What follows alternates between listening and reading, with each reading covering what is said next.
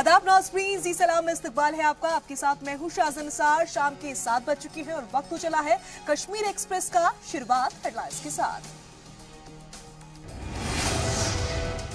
हिंदुस्तान का पाक को करारा जवाब, दरअंदाजी की कोशिश करते एक दहशतगर्द हुआ हलाक, 2 जख्मी, भारी तादाद में हथियार बरामद। कल देर शाम की थी सीज़फायर की खिलाफ वर्जी। शहीद रोशन लाल की बेटी ने महबूबा और जितेंद्र सिंह पर निकाला गुस्सा, कहा लीडरान को नहीं है शहीदों से मतलब। बीजेपी लीडर ने किया पार्टी को दिफा। वतन को जानो दौरे पर जम्मू कश्मीर के तलबा से मिले वजीर दाखिला राजनाथ सिंह, दिए बच्चों को मुफीद टिप्स, कहा कश्मीर से मोहब्बत करता है पूरा मुल्क।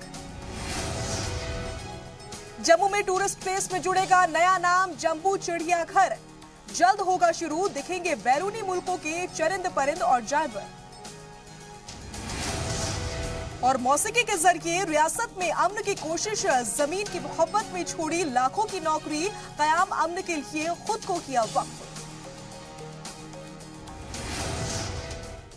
और सबसे पहले बात करेंगे सबसे बड़ी खबर की। पुंछ के करमाड़ा सेक्टर में पाकिस्तान को जबरदस्त तरीके से मुंह की खानी पड़ी है। जी हां, सरहद पर खड़े जवानों ने मुस्तैदी का मुजाहरा करते हुए दरअंदाजी और हमले की कोशिशों का नाकाम कर दिखाया है। इस दौरान जवानों ने एक मिलिटेंट को मार गिराया, जबकि फरार होने से कबल 2 मिलिटेंटों को शदीद तौर पर जख्मी किया। हलाक मिलिटेंट कम्बैट वर्दी पहने हुए थे। हमले के बाद तलाशी मुहिम में फौज ने कसीर तादाद में गोला बारूद, grenade launcher, disposal rocket launcher, wireless set और दूसरी अशिया बरामद की।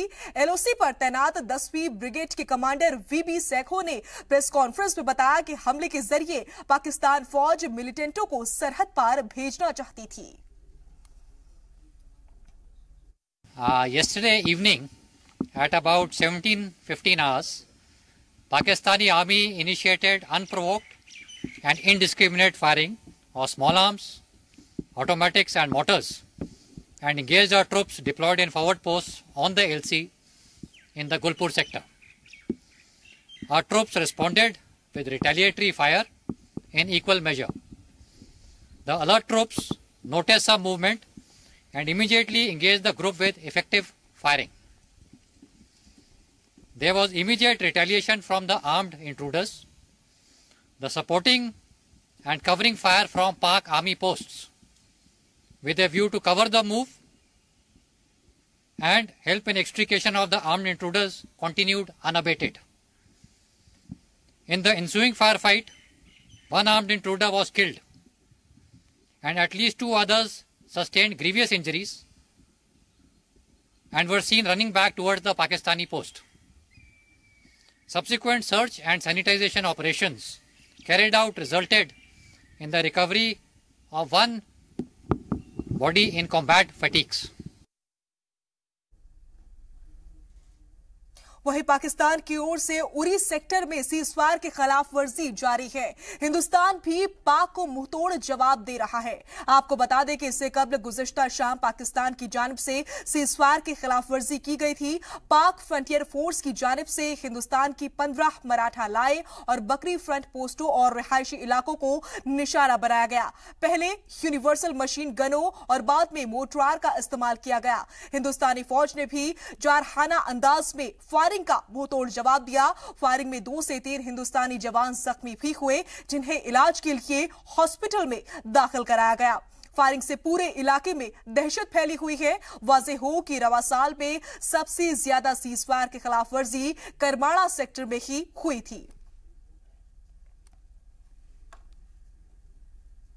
वहीं शहीदों के अहले खाना के साथ रियासती सरकार की मायूस कुन रवैये की खबरें अक्सर सुनाई देती है।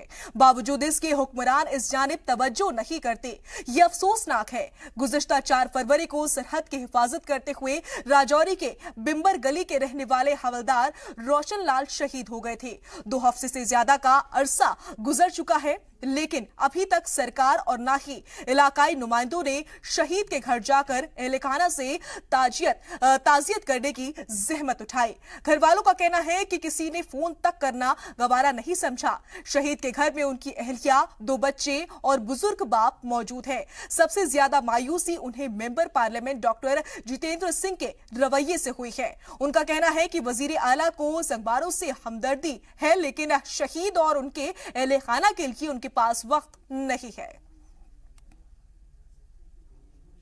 सबको पता था कि किसी ने हमारा थोड़ा हौसला बढ़ाने के लिए, मेरे छोटे छोटे बच्चे हैं, मेरे बच्चों का ही हौसला बढ़ाने के लिए आते हैं। और वो बूढ़े बाबा है, उनकी हालत तो देखी नहीं जाती, वो ही उनको ही देखते किसी। अब वो पूरे नेता पूरा सब कुछ देख रहे हैं कि इनके साथ क्या हो रहा है, लेकिन हमारे पास तो आज तक तो किसी ने हमारा पता कि हमें फोन तक ही कोई ऐसा कर देता कि।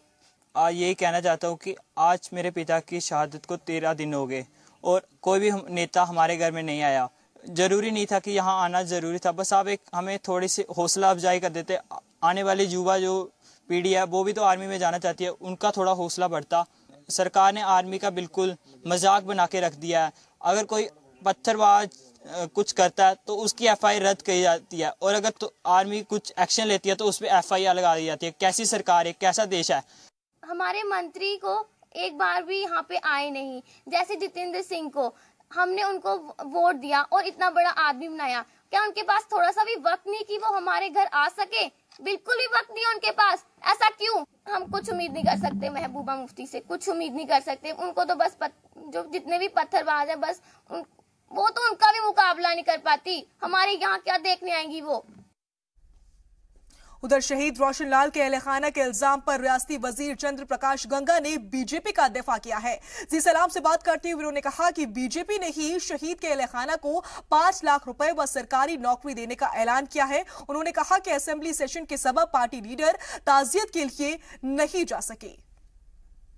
हमारे साथ है चंद्र प्रकाश गंगा, जो MLA भी हैं सांबा के और इंडस्ट्री मिनिस्टर भी हैं। सर, रोशन लाल जिसने शहादत दी, खासकर बिम्बर गली में जो 4 जवान शहीद हुए थे, उसमें से एक जवान जो सांबा का था, उसके घर वालों का इल्जाम है कोई भी सरकार का नुमाइंदा जो है हमसे मिलने नहीं आया। मैं उनके घर में गया हूँ, हालांकि वो मेरी कंस्टिट्यूंसी में नहीं, लेकिन हमारे देश का शहीद है, मैं उसका सम्मान है और मैं गया था वहाँ पर उनके घर में। लेकिन उस दिन आपको पता असेंबली क्लोज हो रही थी, मैं नहीं पहुँच पाया था किसी वजह से, लेकिन मैं शाम को ही चला गया था। सर, ऐसा इल्ज़ाम है उनका कि जब भी कोई शहादत होती है, हमारे शहीदों को जो है उनका दरकिनार किया जाता है, जो उनकी शहादत की जो इम्पोर्टेंस है उसको ख़त्म किया जाता है। खासकर जो उनके घर में प्रशासनिक लोग नहीं आते हैं या जिनको चुन के भेजा है वो नहीं आते, तो इस चीज़ को आप कैसे देखते हैं, जो उनमें एक तरह से एक सरकार के प्रति एक गुस्सा है? जो मैं एक चीज़ बता दूँ आपको, इस चीज़ का सर्टिफिकेट तो ना तो मुझे आपसे लेना है और ना किसी से। जितना दर्द हमें है और भारतीय जनता पार्टी जो उसका रोल रहा है शहीदों के लिए, आप ये जानते हो कि जब अटल जी की सरकार थी तब से ये शुरू हुआ है। मैंने वो टाइम देखा हुआ है, आप भूल चुके हो। मैंने वो टाइम देखा 1965 का, जब 10-10 लाशें जो है एक चिता पर जलाई जाती थी और राख भेजी जाती थी उनके घर में, और एक चिट्ठी भेजी जाती थी कि your son has sacrifice your life for the nation. आज उनको सम्मान मिल रहा है, किसी वजह से सरकार है आज यहाँ पर है कि कोई हैपनिंग हो जाती है, वो मैं नहीं कहता हूँ कि शहीदों के लिए सम्मान खत्म हो गया। आपको पता असेंबली चल रही थी, लास्ट सेशन था, कोई लोग नहीं जा सके, लेकिन फिर भी सेशन में से हमारे बहुत से लोग गए। उसके बाद यही मैं आपको बताना चाहता हूँ कि ये जो सम्मान है शहीदों का, ये आपके लिए नहीं है हमारा, ये देश के लिए सम्मान है। उन शहीदों का सम्मान भारतीय जनता पार्टी ने हमेशा किया है। आज देश में हमारी सरकार है, आपको ये पता होना चाहिए, पहले इतने साल हो गए मिलिटेंसी के, कितने लोग बॉर्डर पे मरे, एक पैसा नहीं मिलता था किसी को, कितने शहीद हुए। हमारी पहली सरकार जो थी NC कांग्रेस की, कभी किसी को पैसा नहीं मिला। आज हमने कैबिनेट में ये भी अप्रूव कराया है कि या वो 5 लाख ले लें या वो सर्विस ले लें, SRO 43 ले लें, और यही पोजीशन बॉर्डर के लोगों की है। मैं आज भी मेरे सामने एक केस है जिसकी बेचारे की टांग उधर गई थी, बेचारे को कुछ नहीं मिला।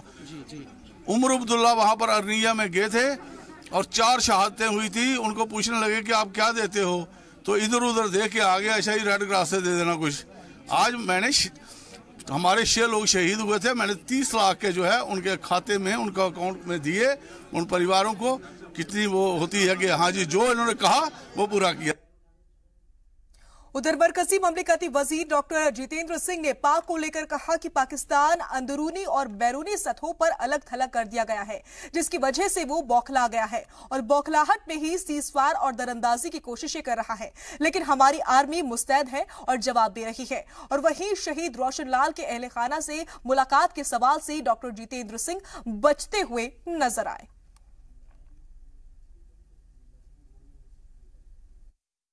पर सवाल ये नहीं है कि पाकिस्तान क्या कर रहा है, सवाल ये है कि हमने क्या करना है। और जिस प्रकार की जवाबी कार्रवाई इस बार हो रही है, कई वर्षों में देखने को नहीं मिली। और कुछ एक तत्व है कश्मीर घाटी में जो चाहते नहीं कि हालात सामान्य हो, वरना कश्मीर का युवा आगे बढ़ चुका है। तभी तो आज 18-19 बच्चे IIT की परीक्षा में उत्तीर्ण हुए हैं, तभी तो हर साल टॉपर आ रहा है। कश्मीर का युवा आगे निकल चुका है दूसरे प्रदेशों की तुलना में भी। केवल कुछ एक लोग जिनकी राजनीति चलती है इस अफरा तफरी के वातावरण में, वो इस माहौल को बनाए रखने में उतारू है। सर, आपका संसदीय क्षेत्र है सांबा में, जो रोशन लाल शहादत दी, उसके घर वालों का ये इल्जाम है कि कोई उनके घर में पूछने नहीं आया उनको। चलिए वो पूछ लेते हैं हमसे। तो वहीं नो योर कंट्री यानी मुल्क को जाने वजारत दाखिला की इस मुहिम के तहत कश्मीरी बच्चों के लिए शुमाली हिंद के तारीखी मकामात का एक टूर ऑर्गेनाइज किया गया है। इस हवाले से तलबा व तालबात के इस ग्रुप ने दिल्ली के मुख्तलिफ मकामात की सैर की। वजीर दाखिला राजनाथ सिंह ने बच्चों के लिए एक खसूसी प्रोग्राम का एहतमाम किया। इंटरैक्शन का ये सेशन बेहद दिलचस्प और नसीहत आमोज रहा।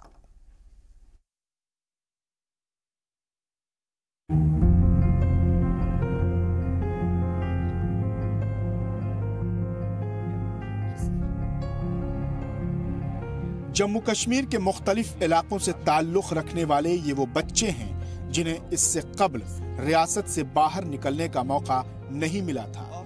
किताबों के जरिए ही ताजमहल, सीकरी फोर्ट, लाल किला, हवा महल और अजमेर दरगाह को जाना और समझा था। लेकिन वजारत दाखिला की कोशिशों से अब वो इन तमाम चीजें न सिर्फ देख चुके हैं बल्कि उन पर अपनी राय भी कायम कर रहे हैं। ताजमहल देखने का तजर्बा कैसे रहा, इसे लेकर वजीर दाखिला ने बच्चों से सवाल भी पूछा। वजीर दाखिला ने बच्चों को ताजमहल के जरिए ये समझाया कि कश्मीरियत के क्या मायने होते हैं। हम अलग अलग जगह पे गए, जैसे हम पहले गए आगरा, वहाँ पे हमने ताजमहल गए और फिर आगरा फोर्ट गए। हमने वो चीजें देखी जो हमने सिर्फ आज तक पढ़ी थी। इंसान से प्यार करना, मोहब्बत करना, यह सबसे बड़ी चीज होती है जिंदगी की। और ऊपर जो होता है ना, खुदा जिसे ईश्वर कहते हैं, गॉड कहते हैं, उस पर वह भी मेहरबान होता है जो बराबर किसी को भी प्यार करता है, मोहब्बत करता है, इज्जत देता है, सम्मान देता है, उस पर खुदा मेहरबान होता है।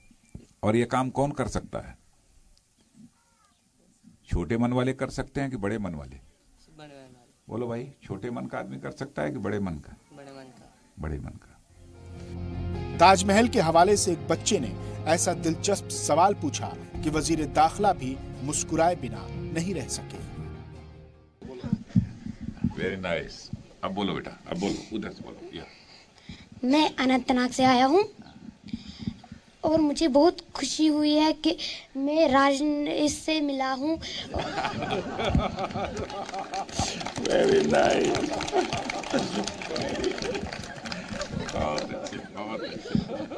और मुझे बहुत अच्छा लगा कि हमने सारी दुनिया को देखा, सभी को देखा, ताजमहल देखा, आगरा फोर्ट देखा, सब कुछ देखा। जो हम बुक्स पे देखते थे वो आज हमने अपने आंखों से देखा और ज़्यादा उसमें जो इंटरेस्ट था वो ज़्यादा सोचा उसमें क्या था और क्या। लेकिन मुझे एक क्वेश्चन है,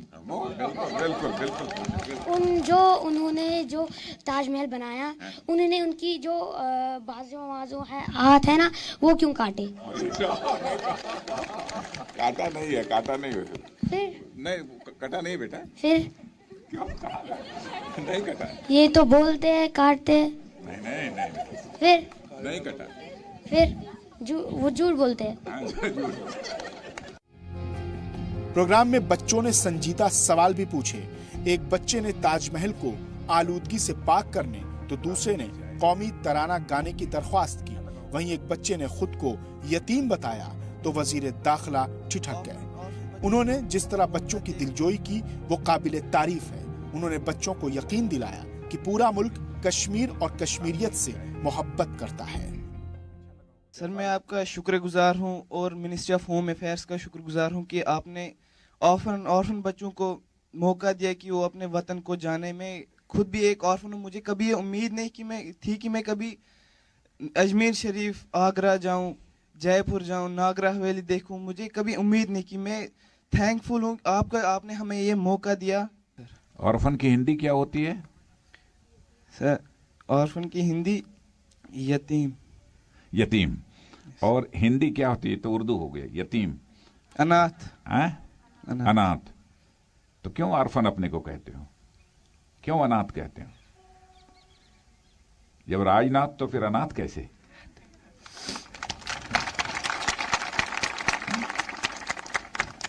हम सब लोग तुम्हारे साथ हैं, पूरे जम्मू कश्मीर सबके साथ हम लोग खड़े हैं और बहुत प्यार करते हैं इधर के लोग।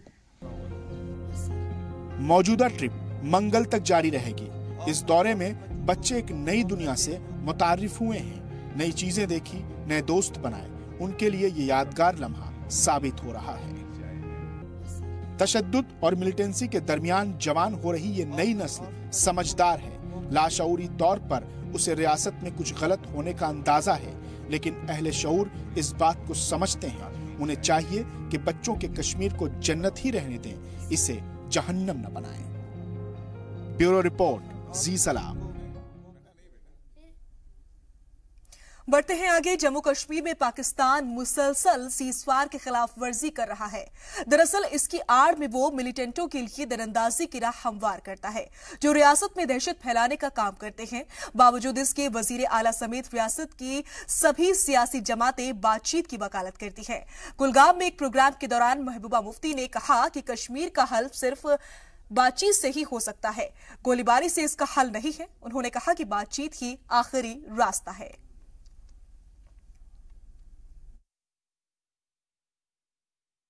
मेरा ये है कहने का मतलब कि बंदूक किसी चीज का हल नहीं है, बातचीत से सारे मसले हल होंगे, कई बंदूकों के बीच में। इसलिए हमारे बॉर्डर्स पे भी जो हालात है वो भी अच्छे नहीं है। उधर लंगेट एमएलए और उनके रिश्तेदारों पर लगे गैर कानूनी मिल्कियत के इल्जाम पर इंजीनियर राशिद ने अपनी जायदाद की जांच को लेकर अकाउंटेबिलिटी कमीशन में दरख्वास्त दाखिल की, जिसे कमीशन ने खारिज कर दिया है।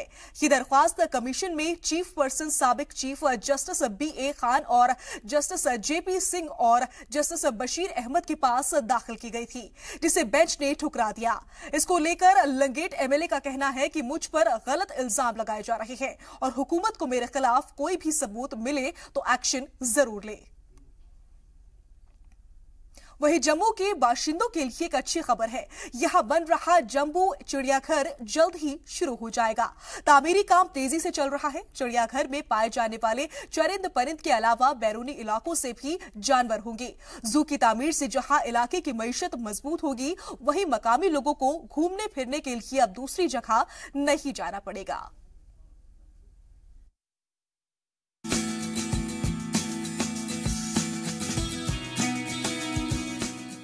महकमा जंगलात जम्मू के लोगों को एक बड़े चिड़ियाघर यानी जू का तोहफा देने जा रहा है। 10,000 कनाल के रकबे पर फैले इस जू को जम्मू शहर की बुनियाद रखने वाले राजा जम्बू लोचन के नाम पर जम्बो जू रखा जाएगा। जू का मंसूबा रियासत में सयाहत को फरोग देने के लिए बनाया गया है। वाज़ेह हो कि वैष्णो देवी मंदिर की जियारत के लिए जम्मू में लाखों अकीदतमंद हर साल जम्मू आते हैं। जू की तामीर जदीद तर्ज पर की जाएगी, जो खानपुर से चिनोर इलाके तक फैला होगा। इसका बुलंद दाखिली दरवाजा जम्मू श्रीनगर कौमी शाहराह पर वाक़े खानपुर इलाके में तामीर किया जाएगा, जिसकी ऊंचाई तकरीबन 80 फीट होगी। उनके लिए तो आप सोच सकते हैं कि एक इनामत है कि माता रानी के दर्शन करते करते जम्मू के यहाँ स्पीसीज भी देखेंगे, यहाँ के प्लांट भी देखेंगे और यहाँ के जानवर पक्षियों से बातें भी करेंगे। और बच्चों को शौक होता है, काफी लोग आते हैं और 70 लाख तो यहाँ इस सड़क के आगे से गुजर के जाता है। और इसका जो गेट है आप देखेंगे वो सबसे बड़ी अट्रैक्शन होगी। 80 फीट हाइट का गेट होगा और इतना बड़ा गेट स्टेट में कहीं नहीं है, कोई गेट नहीं है। लोगों के आने का अट्रैक्शन का एरिया यहाँ फूड पार्क बड़ी खूबसूरत होगी, यहाँ लोग आके रह पाए खा पाएंगे। और यहाँ से रिसेप्शन सेंटर बहुत बड़ा दिखने वाला होगा ताकि कोई किसी आदमी को यहाँ से आगे पीछे जाना ना पड़े। बहुत अच्छे तरीके से ये बनना पड़े, मन से बनना पड़े, प्लान से बन रहा है। हमारा डिपार्टमेंट पूरा डेडिकेशन से काम। आज हमने 10,000 पेड़ लगाए हैं टुडे आज, जिसमें हमने मोर देन 70% हमने फ्रूट प्लांट लगाए हैं, जिससे हमारे पक्षी जानवरों को फल मिलेगा, खाने को मिलेगा। वाज़ेह हो कि इस प्रोजेक्ट के लिए हुकूमत ने पहले 3200 कनाल जमीन अलॉट की थी, लेकिन बाद में इसे नाकाफी समझते हुए मजीद जमीन एक्वायर करने का फैसला किया गया। जू में नादिर अक़साम के चरिंद परिंद होंगे। इसके अलावा सयाहों की दिलचस्पी के लिए जू में सफारी राइड का भी इंतजाम किया जाएगा। वज़ीर जंगलात का कहना है कि ज़ेर तामीर जू दूसरी रियासतों के लिए नज़ीर साबित होगा। सर, एक टूरिस्ट प्लेस बन जाएगा, यहाँ पे लोगों को एक स्कोप हो जाएगा, कमाई का भी हो जाएगा कि जम्मू के लोग जो कुछ नहीं कर पा रहे हैं, यहाँ पे टूरिस्ट प्लेस बहुत कम है, कुछ है ही नहीं है। जो आता है कश्मीर में ही आता है, यहाँ पे तो कुछ है ही नहीं है। अगर होगा तो लोगों को एक चांस मिल जाएगा यहाँ पे, और पता लग जाएगा कि जम्मू में कोई है, स्टेट है, कैपिटल है, विंटर कैपिटल है, जो भी है। यहाँ पे जो जू बन रहा है ये नेशनल हाईवे पे है, तो इससे जो यात्री आएंगे वो जू देख, मतलब यहाँ पे जू भी देखेंगे हैं, एक तो वो होगा। और जो यहाँ के लोकल हैं, जो जम्मू के हैं, तो बच्चों को जब हॉलीडेज वगैरह होती है तो वो बच्चों को जू देखने, क्योंकि बच्चे ऐसे हैं कि जिद करते हैं कि हमें कहीं घुमाने के लिए जल्द ले जाओ, तो वो यहाँ पे ले ला सकते हैं अपने बच्चों को। मकामी लोग भी जू की तामीर से खुश हैं। उन्हें लगता है कि इसकी तामीर से वादी की तरह जम्मू खित्ते में भी सयाहों की आमद में इजाफा होगा। वहीं बच्चों को भी घूमने की एक जगह मिल जाएगी। चिड़ियाघर के जल्द ही शुरू होने का इम्कान है। हुकूमत ने जू की तामीर के लिए 200 करोड़ रुपए का बजट मुख्तस किया है, जिसमें तकरीबन 15 से 20% रकम खर्च भी हो चुकी है। चरिंद परिंद के खाने के लिए 10,000 फलों के दरख्त लगाए गए हैं। हुकूमत उम्मीद कर रही है कि चिड़ियाघर बनने से रियासती मईशत को तक़वियत मिलेगी। जम्मू कश्मीर में इकोनॉमी की कोई रीढ़ की हड्डी है तो वो केवल टूरिज्म सेक्टर है। ऐसे में सरकार की कोशिश है कि जम्बू जू और इस जैसे कई ऐसे प्रोजेक्ट जो हैं, जो सयाहों को अपनी ओर आकर्षित कर सकें, उन्हें जल्दी से जल्दी मुकम्मल करवाया जा सके, ताकि जम्मू कश्मीर की टूरिज्म इंडस्ट्री में एक नई जान फूकी जा सके। कैमरामैन आशु के साथ राजन वैद, जी मीडिया, जम्मू। इसी के साथ कश्मीर एक्सप्रेस में यहाँ रुकेंगे एक छोटे से ब्रेक के लिए। जल्द हाजिर होते हैं कुछ और खबरों के साथ।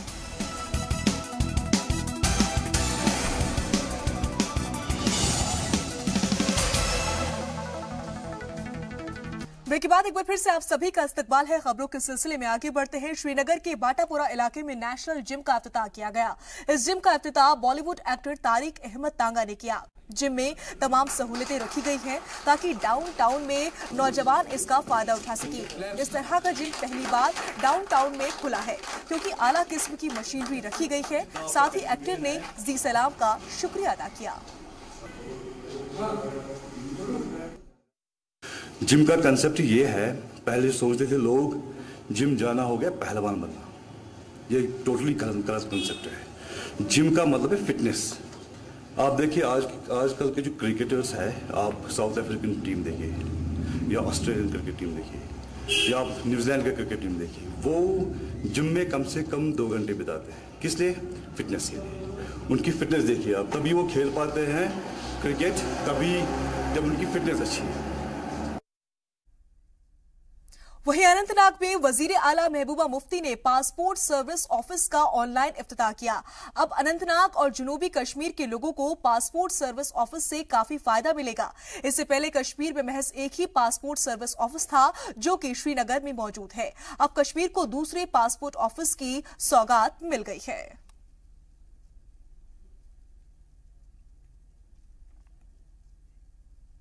उधर रियासत में स्कूल और कॉलेज बिल्डिंग की तामीर पुराना मसला है। अक्सर इलाकों में स्कूल और कॉलेज की इमारतें बन तो रही है, लेकिन उनका हाल भी बीरबल की खिचड़ी की तरह हो गया है। बहरहाल में डिग्री कॉलेज की जेरे तामीर इमारत का हाल भी ऐसा ही है। 2008 में इस कॉलेज को मंजूरी मिली, लेकिन 10 साल हो गए, अभी तक इसका तामीरी काम मुकम्मल नहीं हो सका है। 4 बैच यहां की अधूरी बिल्डिंगों में ही पढ़कर फरागत हासिल कर चुके हैं। कॉलेज की कुल क्लासेस तो पास के गवर्नमेंट हायर सेकेंडरी स्कूल में चलती है। अंदाजा कर सकते हैं आप कि तलबा को किन मुश्किलात का सामना करना पड़ता होगा। बिल्डिंग की तामीर JKPCC के जरिए की जा रही है। बिल्डिंग न होने के सबब यहां नए कोर्स भी इंट्रोड्यूस नहीं हो पा रहे हैं, जिसके सबब तलबा को साइंस की तालीम के लिए जम्मू या श्रीनगर जाना पड़ता है। हालांकि कॉलेज के प्रिंसिपल का कहना है कि आइंदा चंद माह में तामीराती काम मुकम्मल हो जाएगा। की जो मुश्किलात बोली थी अभी उसका हमें समझ ही नहीं आ रहा कि एडमिशन वहाँ होगा इस साल की नहीं। हम गवर्नमेंट से ये अपील करते हैं कि कॉलेज हमारा जो है वो जल्द से जल्द तैयार हो जाए और हम वहाँ पर पढ़ सकें। फिलहाल की वो ये मतलब स्टाफ की कमी है और बिल्डिंग की कमी है। जो मतलब पिछले 10 सालों से हम यहाँ हायर सेकेंडरी की मतलब बिल्डिंग में क्लासेस दे रहे हैं, तो इस वजह से मतलब ना हमें कोई स्टाफ है, बैठने की कोई जगह नहीं है और बहुत सारी प्रॉब्लम मुश्किलात का सामना करना पड़ता है हमें। गाड़ियाँ है वो ख़राब है, पता नहीं 2 साल जब से हम कॉलेज आए हैं तो कोई गाड़ी मतलब हमें नहीं है कि मतलब हम जिसमें आराम से आएंगे। हमें सुबह मतलब काफ़ी दिक्कत उठानी पड़ती है। हमारा जो नया कैंपस है वो बन रहा है इन बनकोट एरिया ऑफ बानिहाल, जहाँ पर लगभग 70 कनाल ज़मीन ले ली है, गवर्नमेंट ने दे दी है लोगों से लेके, उनको पैसा देके। और वहाँ पर 2 ब्लॉक्स इस वक्त चल रहे हैं अंडर कंस्ट्रक्शन। एक है एकेडमिक ब्लॉक जहाँ पर क्लासरूम्स, लेबॉर्ट्रीज वगैरह है, और दूसरा है एडमिनिस्ट्रेटिव ब्लॉक। मगर जब से मैं भी यहाँ आया हूँ तो मैंने 2-4 दफ़ा वहाँ पर विजिट किया है, तो काम जो है, हालांकि विंटर था, मुझे लगता है विंटर के दौरान थोड़ा काम पर कुछ मतलब असर पड़ा ही, सफ़र हुआ, मगर इंशाल्लाह अब उम्मीद है कि वो काम जल्दी ख़त्म करेंगे। और जैसा उन्होंने भी क्लेम किया है कि वो बिल्डिंग्स जो हैं they are to be handed over to the college in about April और मई। वहीं मगाम के आसपास के गांव गोम अहमदपुरा, सोफीपुरा और डेंजरपुरा के लोग डर के साए में जीने को मजबूर हैं। यहां डर की वजह लोगों के घरों के ऊपर से गुजर रहे बिजली के तार है। लोगों का कहना है कि बारिश और तूफान के वक्त इसका खतरा और बढ़ जाता है। साथ ही लोगों ने महकमा PDD पर इल्जाम लगाते हुए कहा कि हमने कई बार महकमे को इससे आगाह किया, लेकिन इस पर कोई एक्शन नहीं लिया गया। लोगों ने महकमा PDD के आला अफसरान से इस मसले को संजीदगी से लेने की अपील की, ताकि उनकी और उनके बच्चों की जिंदगी महफूज हो सके। कि ये जो हाई वोल्टेज ट्रांसमिशन लाइन यहाँ से जा रही है, इसके लिए आप ये छोटे छोटे पोलों का इस्तेमाल न करें। इसके लिए जो बेसिक स्टैंडर्ड बना हुआ है वो है टावर का इंस्टॉलेशन कीजिए और ये तार ले जाइए। पहले हमें प्रॉमिस किया कि आप जब ले जाओगे तो हम प्रॉपर SOP फॉलो करेंगे। प्रॉपर SOP का मतलब ये है कि आपको चाहिए कि यहाँ के नीचे से नेट हो। यहाँ पे हमारा हाई वोल्टेज ट्रांसमिशन लाइन है, उसके नीचे HT लाइन है, उसके नीचे LT है। अगर खुदा ना खास्ता कभी एक लाइन गिर जाए और वो LT के पहुंच जाए, ये पूरा समंदर है बिजली का, ये बिजली के हर घर में पहुंच जाएगी। तो वहीं राजौरी में बिजली सप्लाई की वजह से लोगों को काफी दिक्कतों का सामना करना पड़ रहा है और बिजली के ज्यादा बिल और कम सप्लाई से परेशान लोगों ने महकमे के खिलाफ गुस्से का इजहार किया और कहा कि अगर महकमे ने बिलों को दुरुस्त नहीं किया तो डिवीजन ऑफिस में आकर एहतजाज करेंगे। लोगों का कहना है कि बिजली महकमा फ्लैट रेट के मुताबिक बिल भेज रहा है, जबकि मकामी लोगों ने बार बार महकमे के अफसरान से अपील की है कि मीटर की रीडिंग के मुताबिक बिल भेजे। इतना ही नहीं, जो बिल दिया जा चुका है वो बिल भी अगले बिल में जोड़ कर दे दिया जाता है। इस मसले में लोगों ने महकमे से बिलों की जांच की अपील की है। जैसा कि ये तकरीबन 6 महीने तो ये जो बिल वाला मसला चल रहा, 2-3 बार जमा कराने, फिर बिल हुए चुकने, फिर मुर्गा संगी हुए भेज देने, बैलेंस बकाया हुआ पिछला भेज देने, जो पिछला होना हुए भेज देने बार बार। इतना आओ दफ्तर में कोई बंदा सानू मिलना नहीं, ना दफ्तर तो कार्रवाई करना। 2000 रुपये इन्होंने ओपनिंग बैलेंस भेजा है और ना कि हमको कोई लकड़ी जला रहे हैं, ना हमारा कोई हीटर है, ना कोई हमारी टीवी है घर में, जाके चेक कीजिए। उन्होंने 64,000 उन्होंने बनाया ने तो ये मैं जदों ने बिल है अगर मैं दिया करनी है 5 रुपये, जदों सी 8 रुपये सी 10, उस वेले थोड़ी माड़े को पूरा रिकॉर्ड है तो किसी मैं ना रख। उधर राजौरी के नौशेरा में चौथे दिन भी जिला बनाने को लेकर एहतजाज जारी रहा और इसके चलते दुकानें और दीगर कारोबारी इदारे भी बंद रखे गए। लोगों ने तहसीलदार के दफ्तर के बाहर जोरदार हंगामा किया। वहीं पीडीपी एमएलसी सुरेंद्र चौधरी ने लोगों को यकीन दहानी कराई कि नौशेरा को ही जिला बनाया जाएगा। इस निशाने की तरक्की के लिए सब इकट्ठे होकर एक आवाज बुलंद करेंगे। तो वहीं कश्मीर नाम जब जुबान पर आता है तो याद आती है कश्मीर में फैली तशद्दुद की कहानियां, सरहदों पर होती सीजफायर के खिलाफ वर्जियां, मिलिटेंटों की लिखी हुई दहशत की ताबीर। लेकिन इन सब से दूर भी कश्मीर है। कश्मीर का सच बताने के लिए मौसीकी का सहारा लिया प्रगन्या वाखलू ने और समाज में अमन को फैलाने के मकसद से तशद्दुद और नफरतों की दीवारें गिराने की कोशिश की। देखिए हमारी इस खास रिपोर्ट में।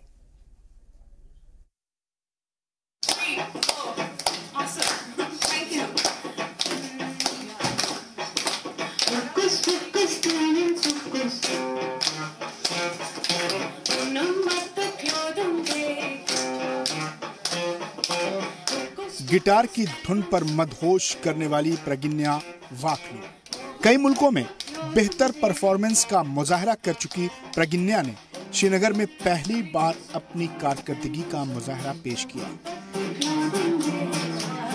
इंग्लिश और कश्मीरी जबान में गिटार की धुन पर जब उन्होंने गाने पेश किए तो माहौल खुशनुमा हो गया। संगीत के माहौल में पली बढ़ी प्रगन्या कश्मीरी पंडित घराने से ताल्लुक रखती हैं।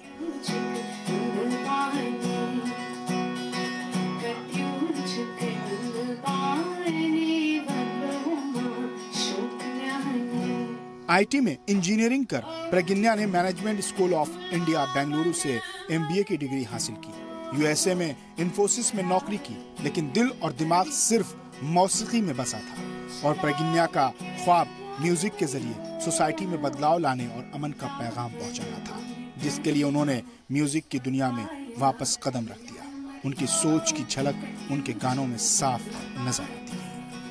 बहुत खुश हूँ कि लोग आए परफॉर्मेंस देखने के लिए, क्योंकि कश्मीर में अभी इतने सारे परफॉर्मेंस हो नहीं रहे हैं एंड आई थिंक कि यहाँ पे ज़रूरी है कि लोगों को थोड़ा आर्ट के साथ there should be more interaction and there should be more experience of music, क्योंकि म्यूज़िक से बहुत हीलिंग होती है और म्यूज़िक से बहुत पीस मिलता है। इसलिए मुझे अपने गाने शेयर करने में बहुत अच्छा लगा था। मौसीकी इंसान की जिंदगी में अहम रोल अदा करती है। इंसान अपने हर गम को भूलकर उसमें खो जाता है।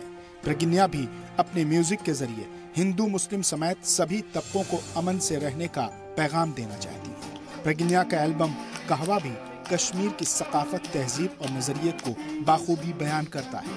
असल कश्मीर को लोगों के सामने पेश करने की बेहतर कोशिश में से एक है। कश्मीरी और इंग्लिश में दोनों को ब्लेंड करके गाने बनाए हैं और इसका मकसद ये था कि अंग्रेज़ी यूज़ करके जो हम ग्लोबल ऑडियंस तक पहुंच सके। अगर हमने सिर्फ कश्मीरी में लिखा था तो हम रिस्ट्रिक्ट कर रहे हैं काफ़ी, और कश्मीरी लोग में भी जिन लोगों ने माइग्रेट किया है कश्मीर से, काफ़ी लोगों को कश्मीरी आती नहीं है। तो मेरा मोटिव ये था कि हम रीच बढ़ाएं गानों का और काफ़ी लोगों को एक्सपीरियंस मिलेगा कि कश्मीरी इसका मतलब क्या है। ये कश्मीर का पॉजिटिव मैसेज जो है, कश्मीरी कल्चर के पॉजिटिव एस्पेक्ट जो है, सारी दुनिया को दिखाएं कि क्या है। कॉलेज लेवल पर भी बैंड बनाकर लोगों के दिलों में जगह बनाने वाली प्रगन्या अब अपने लिरिक्स लिखने, उसे कंपोज करने से लेकर इंस्ट्रूमेंट बजाने की क़ुव्वत रखती है। 2009 में अमेरिका से लौटने के बाद उनके बैंड ने खूब शोहरत हासिल की। प्रगन्या ने मलेशिया में होने वाले बाइट म्यूजिक ग्लोबल अवार्ड में मुल्क की नुमाइंदगी भी की। इंटरनेशनल इंडिगो म्यूजिक अवार्ड में बेस्ट फीमेल वोकलिस्ट के तौर पर तीसरी पोजीशन भी हासिल कर चुकी है। प्रगन्या समाज के कमजोर तबके की माली मदद के लिए हमेशा बढ़ चढ़कर हिस्सा लेती है। ब्यूरो रिपोर्ट, जी सलाम।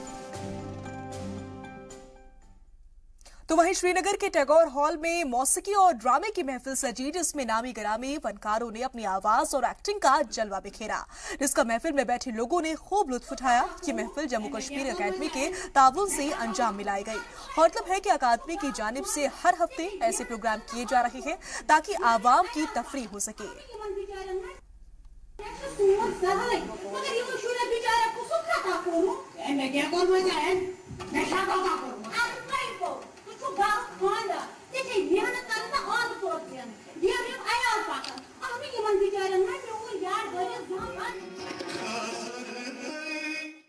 यहाँ पे बाज़ नौजवानों की तरफ से एक महफिल मौसीकी का इनेकाद किया गया। ये बैनर था इनका आज़ाद ड्रामेटिक क्लब, लेकिन इनके साथ कुछ और इदारे और कुछ इंडिविजुअल्स भी जुड़ गए थे। इसमें जो हमारे मास्टर्स हैं उन्होंने भी अपने फ़न का मुजाहरा किया, और इनके साथ साथ जो हमारे यंगस्टर्स हैं जिन्होंने पिछले कुछ बरसों में अपने फ़न में नाम कमाया है, उनको भी यहाँ पे एक भरपूर प्लेटफॉर्म दिया गया ताकि वो अपनी फ़नी सलाहियतों का मुजाहरा कर सकें। बेसिकली बात एक ही है कि हमारी जो सकाफ़ती रिवायतें हैं उनको कैसे आगे बढ़ाया जाए। हालांकि बड़ी सर्दी है, कुछ और भी मामले हैं, लेकिन इसके बावजूद भी इसका जो बड़ा ही हौसला अफजा और ओवरवेलमिंग रिस्पांस रहा है, इंशाल्लाह इससे हमें आगे बढ़ने में काफ़ी मदद मिलेगी। कश्मीर एक्सप्रेस पे यहाँ रुकेंगे एक और छोटे से ब्रेक के लिए। जल्द हाजिर होते हैं कुछ और खबरों के साथ।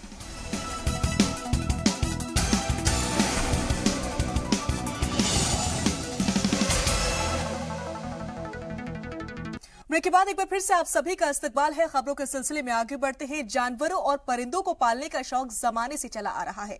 लोग लाखों के चरिंद परिंद पालते हैं और कुछ शौकिया ने तो इसे अपना रोजगार बनाया हुआ है। इन्हीं में से एक नाम है अकरम अहमद खान का, जो कि पेशे से टीचर है और 5 दशकों से कबूतर पालने का काम करते हैं। उनका कहना है कि वो कबूतरों को अपने बच्चों से भी ज्यादा प्यार करते हैं और उनके साहबजादे भी वालिद का शौक जिंदा रखे हुए हैं। साथ ही उनका कहना है कि उनके पास कबूतर की कई किस्में हैं जिनकी कीमत लाखों रुपए में है। साथ ही उनका कहना ये भी है कि ये नवाबी शौक है जो कि बहुत महंगा है, लेकिन शौक बड़ी चीज है।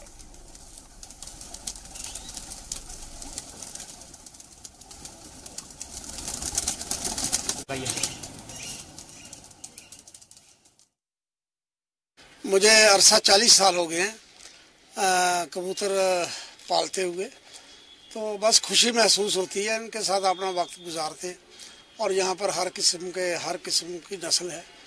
इसमें तो जो अच्छी नस्ल के कबूतर है वो तो हमने जंगले में रखे हुए हैं, जाले में रखे हुए हैं। तो जिस वक्त मैं घर पर नहीं होता तो मेरी बीवी भी इनको दाना पानी खिलाती है, मेरे बच्चे खिलाते हैं, तो ये कहीं भी नहीं जाते। जैसे बच्चे को पाला जाता है इसी तरह इनको भी पाला जाता है। वहीं जम्मू में नॉर्थ जोन कल्चरल सेंटर के नवमुंतखब डायरेक्टर सौभाग्य वर्धन ने एक प्रेस कॉन्फ्रेंस का एहतमाम किया। कॉन्फ्रेंस में उन्होंने रियासत की खूबसूरती के बारे में बात की। साथ ही कहा कि हमारी तंजीम रियासत की खूबसूरती को मुल्क के हर कोने में पहुंचाने का काम करती है ताकि ज्यादा से ज्यादा लोग रियासत से मुतासिर हों, और इसमें हमें काफी कामयाबी भी हासिल हुई है। साथ ही कहा कि जो सकाफत हमारी खो चुकी है उसे हम जिंदा करने का भी काम कर रहे हैं और हमारी कोशिश है कि नौजवान हमारे साथ जुड़े और रियासत के लिए काम करें। उधर सिविक्स एक्शन प्लान के तहत हंदवाड़ा में खेले गए फुटबॉल टूर्नामेंट को बाकीकेर एफसी ने जीत लिया। कॉलेज ग्राउंड में खेले गए फाइनल मुकाबले में फातेह टीम ने कुपवाड़ा फुटबॉल क्लब को 2-0 से शिकस्त दी। फाइनल मुकाबला देखने के लिए श्रीनगर, बांदीपुरा और कुपवाड़ा की डीआईजी, बीएसएफ के अलावा बड़ी तादाद में शायकीन कॉलेज ग्राउंड पर मौजूद थे। फातेह टीम को विनिंग ट्रॉफी के साथ ही इनाम के तौर पर 60,000 रुपए नकद दिए गए, जबकि रनर अप टीम को 40,000 रुपए मिले। बीएसएफ की जानिब से मुनक्किद इस टूर्नामेंट इलाके की कुल 12 टीमों ने शिरकत की। Tournament. The basic idea of having this tournament is to find out new talents in the district and to find younger generation to develop these skills. And BSF has organized this game. वहीं डोडा में district level cricket tournament का एहतमाम किया गया। इस tournament का एहतमाम डोडा warrior sports club की ओर से किया गया। इस टूर्नामेंट का इफ्तिताह डोडा एमएलए शक्तिराज परिहार की जानिब से किया गया। इस मौके पर जिले के कई आला अफसरान भी मौजूद रहे। इस टूर्नामेंट में 24 टीमों ने हिस्सा लिया। इस टूर्नामेंट का मकसद नौजवानों को स्पोर्ट्स की ओर मुतवज्जे करना है। साथ ही ऐसे टूर्नामेंट से नौजवान नशे और दीगर क्राइम एक्टिविटीज से दूर रहेंगे।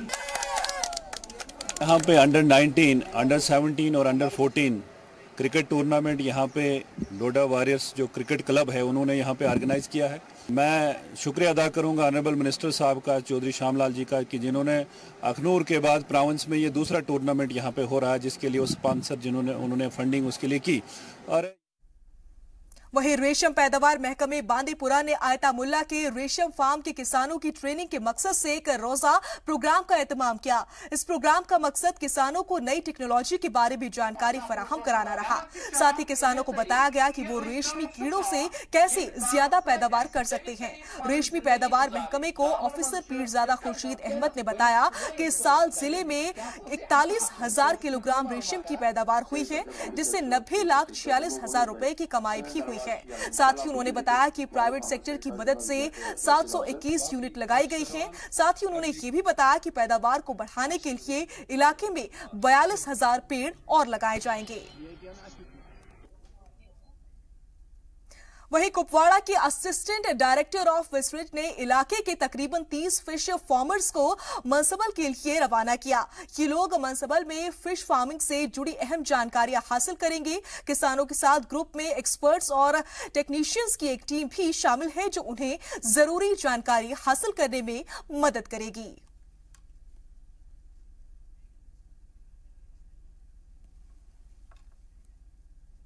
और इसी के साथ कश्मीर एक्सप्रेस में फिलहाल के लिए बस इतना है, लेकिन चलते चलते एक नजर डालेंगे 5 मिनट में 25 खबरों पर।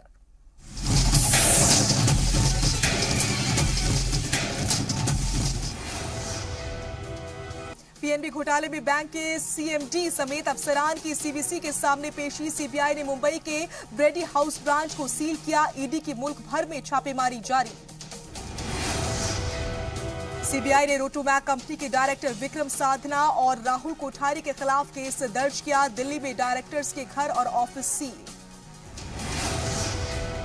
कर्नाटक के इंतखाबी दौरे पर पीएम मोदी। मैसूर में हमसफर एक्सप्रेस को दिखाई हरी झंडी। कहा, पिछली सरकारों ने आवाम की आंखों में धूल झोंकी। अब चीन की बढ़ेगी बेचैनी। देहरादून के जॉली ग्रांट एयरपोर्ट से सुखोई 30 MKI ने भरी उड़ान। एलओसी के पास पुंछ में फौज ने नाकाम किया पाकिस्तान का हमला। एक दहशतगर्द को मार गिराया।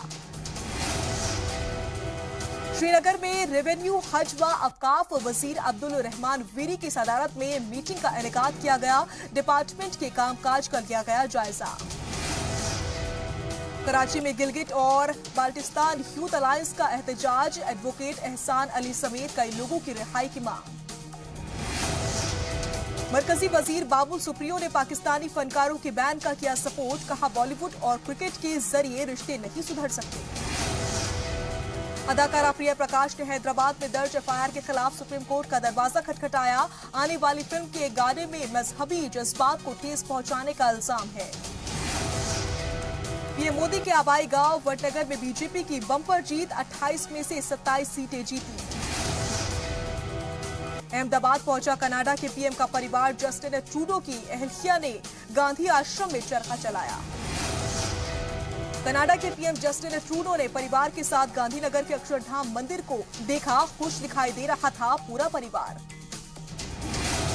यूपी के हापुड़ में नाबालिग लड़की को अगवा करके रेप, पॉक्सो एक्ट के तहत मामला दर्ज। यूपी के रामपुर में प्राइमरी स्कूल की छत गिरी। स्कूल बंद होने की वजह से बड़ा हादसा टला। इत्तला के बाद भी कार्रवाई नहीं। नोएडा में कानकनी माफियाओं पर बड़ी कार्रवाई। 15 लोग गिरफ्तार। 3 जेसीबी और 15 ट्रैक्टर भी जब्त।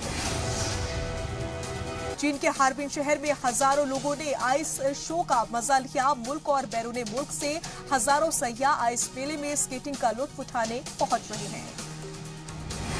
आइस शो में हर रोजाना 30,000 से ज्यादा सैयाह पहुंच रहे हैं। मेले में बर्फ की मूर्तियां और लालटेन शो लोगों को अपनी जानिब खींच रहे हैं। यह आइस शो 1 महीने तक चलेगा। पाकिस्तान के लाहौर में बुशरा मेनका के घर पर शादी की तकरीब का इनेकाद किया गया और जिसमें सिर्फ नजदीकी रिश्तेदारों को ही बुलाया गया। टेनिस कोर्ट पर वर्ल्ड नंबर 1 रॉजर फेडरर का शानदार मुजाहरा जारी। फाइनल में पहुंचे। सेमीफाइनल में इटली के आंद्रे सेप्पी को सीधे सेटों में हराया। लंदन में मुनक्किद 71वें ब्रिटिश अकादमी फिल्म अवार्ड्स में द शेप ऑफ वाटर ने जीते 3 अवार्ड्स। 12 कैटेगरीज में नॉमिनेटेड हुई film. The shape of water एक खातून की कहानी है जो एक समुद्री मखलूक से प्यार करने लगती है। फिल्म ने प्रोडक्शन, डिजाइन, मौसीकी में अवार्ड जीते हैं। 3 बिलबोर्ड्स आउटसाइड एबिंग 5 अवार्ड्स के साथ छाई। बेस्ट मूवी समेत 5 कैटेगरी में जीते award. 3 billboards outside Ebbing America के एक छोटे से कस्बे में हो रहे नाइंसाफी पर तंज करती एक कॉमेडी फिल्म है। इस हफ्ते कमाई के मामले में अव्वल ब्लैक पैंथर। पहले वीकेंड पर फिल्म ने बटोरे $384 मिलियन। हिंदुस्तान में भी शानदार कमाई कर रही है फिल्म।